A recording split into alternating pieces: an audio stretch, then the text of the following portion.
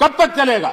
मैं मानता हूं कि सरकार पर जानकारी होनी चाहिए कि कौन सी मातृभाषा बोलता है, उसके पिताजी कौन सी भाषा बोलते थे, तब जाकर के सूरत में उड़िया स्कूलों को चालू किया जा सकता है। पहले माइग्रेशन नहीं होता था। आज जब माइग्रेशन होता है, कभी आवश्यक होता है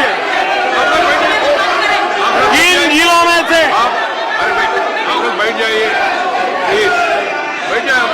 आप चिंता मत करो, रिकॉर्ड में नहीं जा रहे, टीवी में नहीं आ रहे, आप क्यों चिंता करते हैं?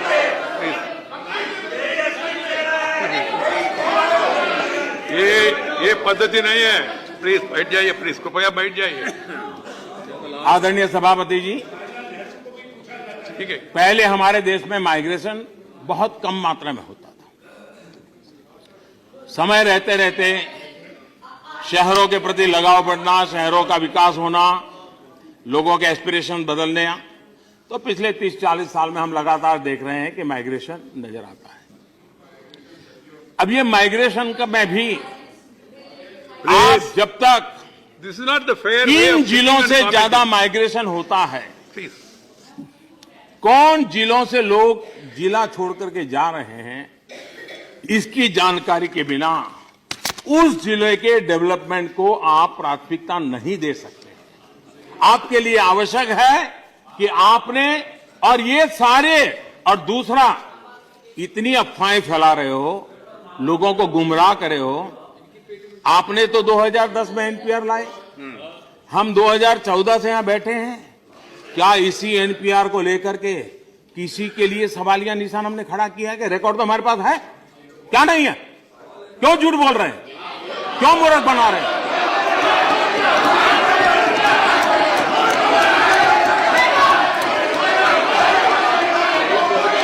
हमारे पास है आपके एनपीआर, आपका एनपीआर का रिकॉर्ड हमारे पास है, आपके समय का एनपीआर का रिकॉर्ड है। इस देश के किसी भी नागरिक को उस एनपीआर के आधार पर प्रताड़ित नहीं किया गया। इतना ही नहीं,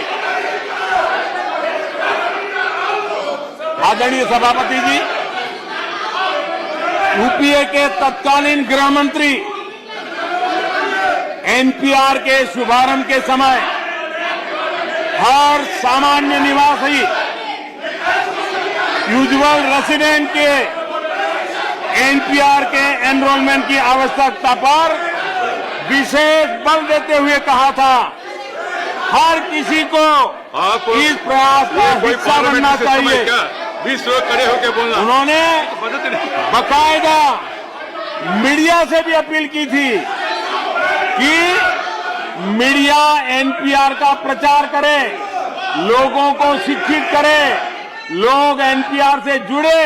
वो उस समय के गृह मंत्री ने सार्वजनिक अपील की थी। यूपीए के ऑर्डर, देन में पॉइंट 2010 में एनपीआर लागू करवाया,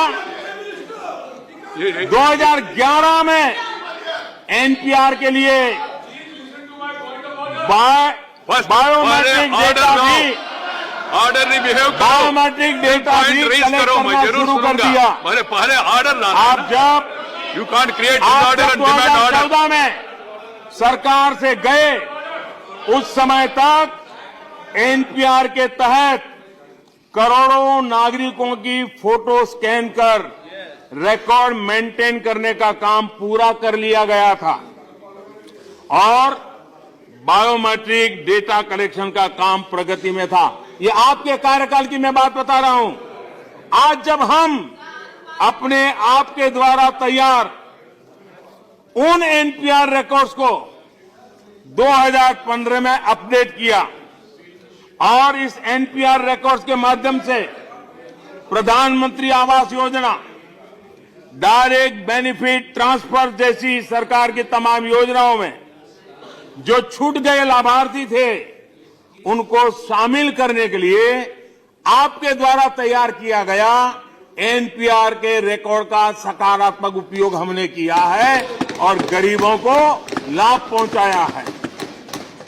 लेकिन आज सियासी माहौल बनाकर आप एनपीआर का विरोध कर रहे हैं और करोड़ों गरीबों को सरकार की इन जन कल्याणकारी योजनाओं का हिस्सा बनने से रोकने का हम पाप कर रहे हैं।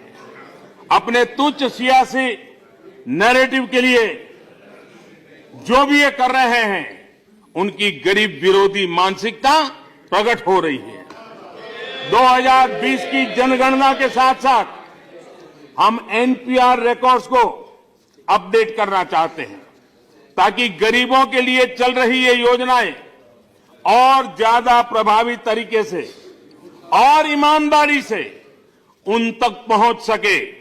लेकिन क्योंकि अब आप विपक्ष में हैं, तो आपके ही द्वारा किया गया एनपीआर आपको ही बुरा दिखाई देने लगा है।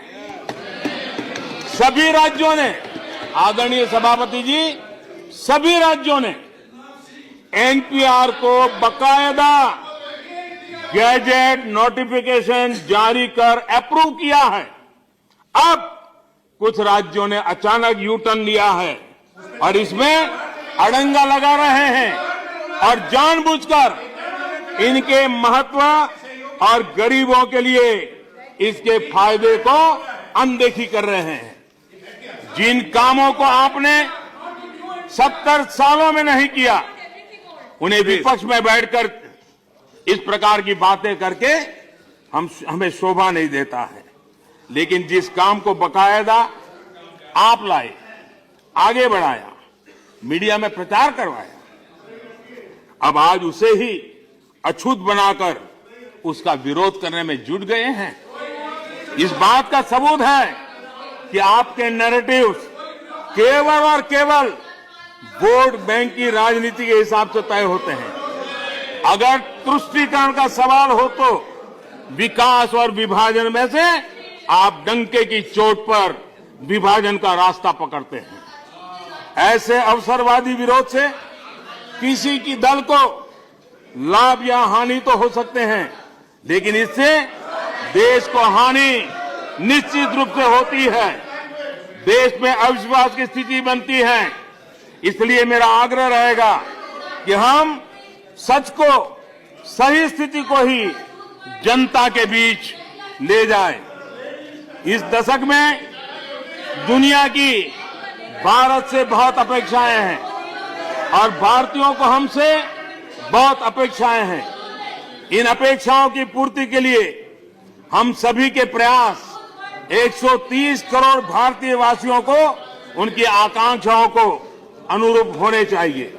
ये तभी संभव है जब राष्ट्रहित के सभी मामलों में ये सदन संगच्छध्वम संबद्धम, यानी एक साथ चलो, एक सुर में आगे बढ़ो, इस संकल्प से चलते हैं। डिबेट हो